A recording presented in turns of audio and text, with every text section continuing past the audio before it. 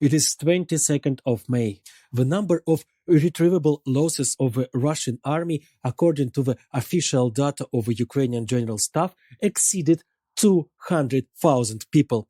Western sources are little more cautious and estimate the number of dead Russians at 100,000 people. In any case, the losses are enormous, especially considering that in exchange for tens of thousands of dead, hundreds of thousands of wounded, the destroyed economy, and the finally entrenched image of a terrorist country, Russia gained control over the ruins of several towns in eastern Ukraine, and that's all. For any normal person, this exchange is unequal. But Russia has never been ruled by normal persons. Russia has always or almost always been ruled by war-obsessed maniacs who spared neither strangers nor way out. Let me just remind you that the revolution of 1905 in Russia began with the fact that the sailors on one of the main ships of the Tsarist fleet were given wormy meat for dinner, and they rebelled in response. And this is strange. For centuries, soldiers and sailors were fed with anything, but they did not complain.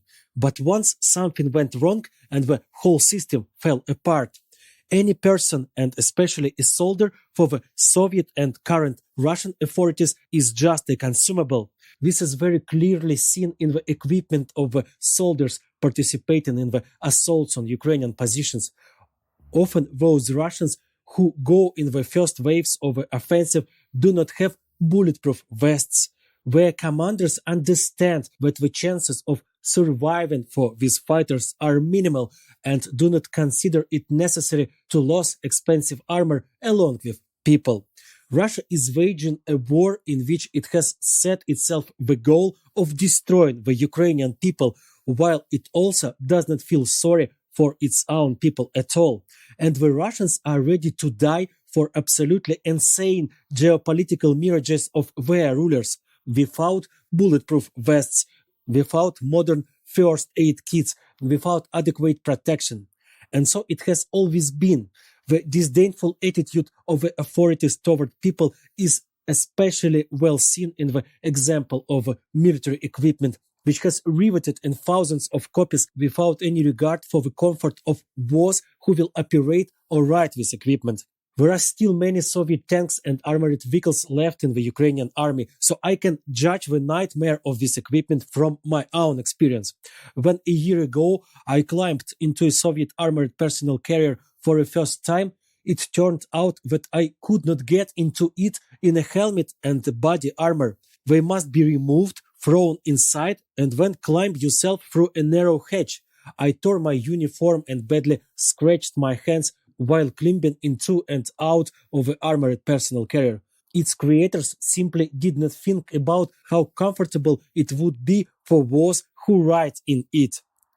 The main Soviet armored vehicle, the BMP, which still remains the main one among the Russians, is a triumph of disregard for people. The volume of its engine is 16 liters. At the same time, the engine resource is only about 2,000 miles. Just 2,000 miles. As conceived by the creators, the armored vehicle does not need to go any farther. It will either burn out in the first attack or victoriously drive from the western border of the USSR to the coast of the English Channel, subduing along the way the European countries.